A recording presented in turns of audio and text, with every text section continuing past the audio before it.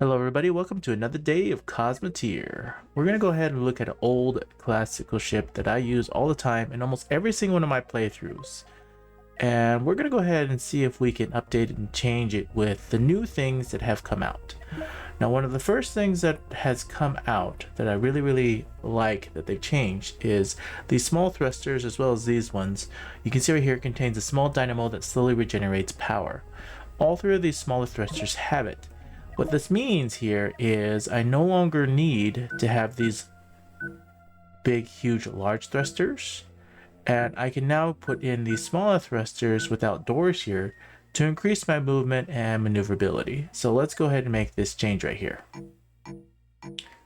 The main reason why I like this ship so much is because it has storage, it has movability, it has point defenses. It doesn't require any actual resources, and you can see right here they regenerated because there's a small dynamo in them. The other thing that I wanted to change as well is I want to move this right here, the manipulator beam emitter.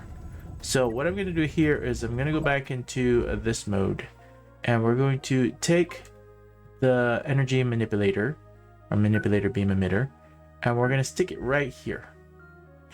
I don't think I need a door right there, so we'll just leave one door right there. This allows that space there. Then we're also going to go ahead and delete this, and I do still want fire extinguisher somewhere in here, so I'm going to keep this back here because this is a fire door for in case something actually tries to hit from back here. But I'm trying to think of another place to put the fire extinguisher that would actually be a good spot to put it. Maybe here? That might actually be a good place to put it. I know I got one there, one there, one there.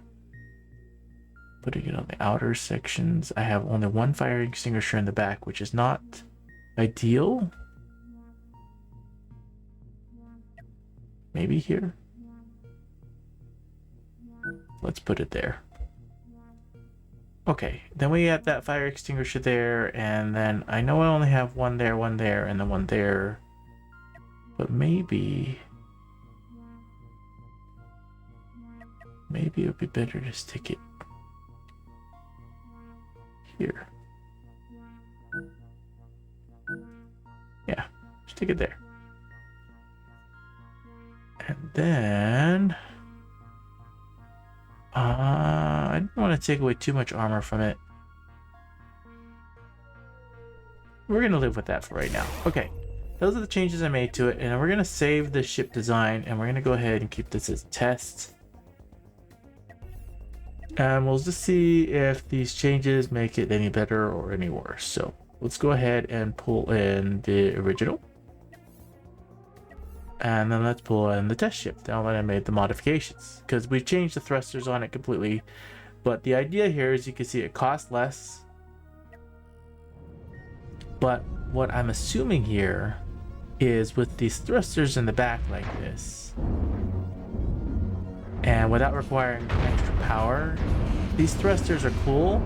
But with this, I have much more movement, which with a ship I already have lots of movement. And even though these ones will run out of power eventually, these back ones can also still be supplied with actual energy and be put in. Now I noticed that this is now in a closer spot, which I like, instead of them running all the way to the back. Now, for those that are just coming in and actually watching this, the ship looks like a hot mess for some reason. But if you actually watch how it goes in, they have doors in specific places for the actual reactor. You see how they come in, and they come out and run, and then they go. And they come in and run, and then they go. So even though the reactor is almost always in a depleted state, you can see that it's very effective in how the crew can run in and out, and supply where it needs to be supplied.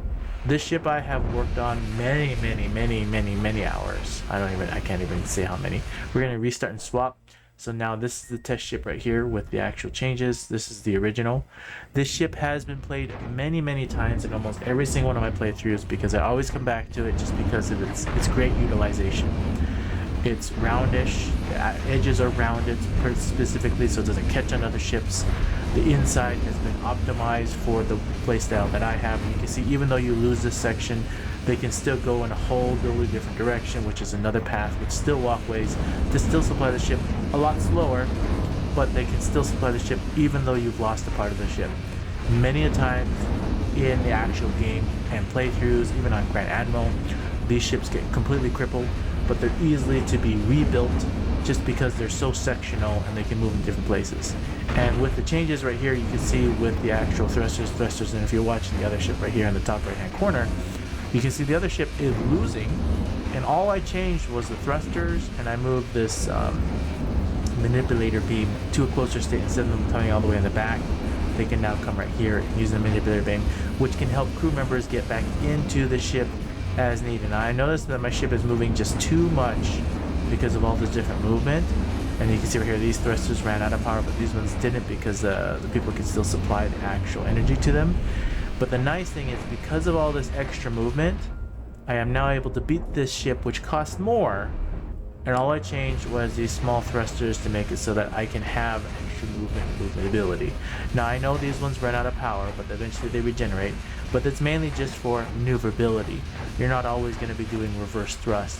So in combat, in an actual combat situation, you can see it's working pretty well. So now let's go ahead and give it the next test. The next test is to come over here and we'll pull in another one of these test ships. We'll have two of them. I don't know if two can just do it themselves, but we're going to go to Cabal. We're going to go look at a Polaris. And I know I use the Polaris a lot just because it's well-rounded and has lots of missiles. And a lot of times when you're running and playing the game, you're going to run into ships mid-game, end-game that have a lot of missiles. And so having actual missile protection, I don't know if they changed the actual point defenses, but I think there's an update that comes out where even point defenses maybe self-regenerate, but that's overclocking, and I'm getting ahead of myself. I haven't even looked at the overclock section of it. No, it doesn't say that on there. So you have to have overclock in order to resupply point defenses. So two of these is definitely not going to handle a Polaris. I'm pretty sure it always takes three. So let's go over here and let's grab in a third one of these guys, just so I can actually see if what I changed on here, they have enough movement.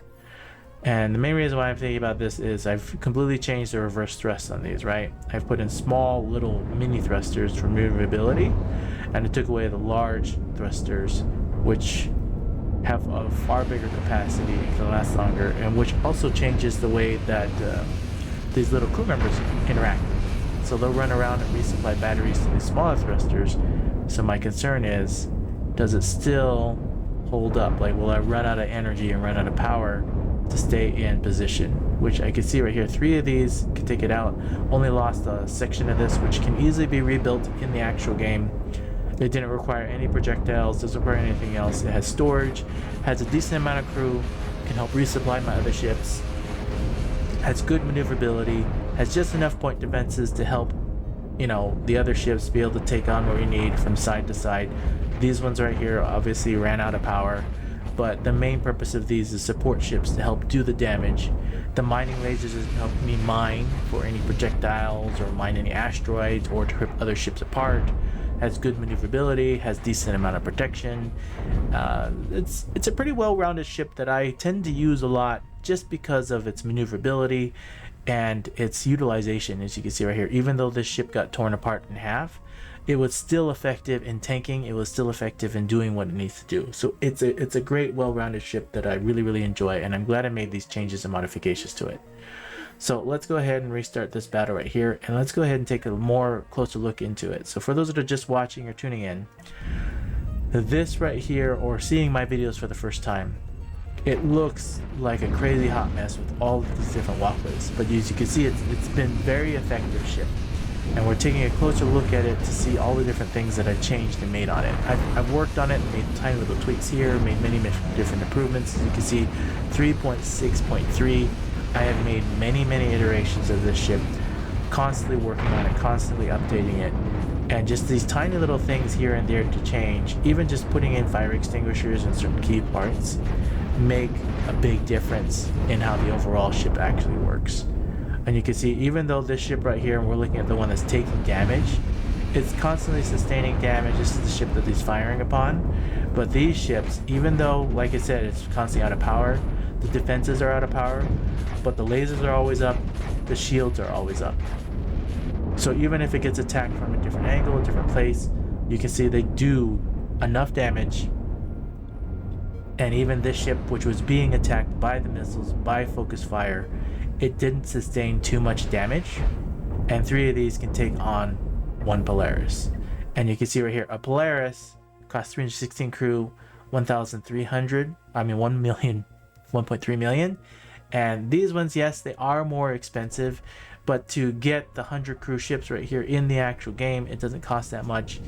And they've been very, very effective in my particular play style and how I actually like to play the game. So for a supply ship, they don't look pretty, but they are great, and you can see how they can fly around, they can move around, and I'm really liking these small thrusters to be able to make it so they can get into position as I want to, and it helps the maneuverability.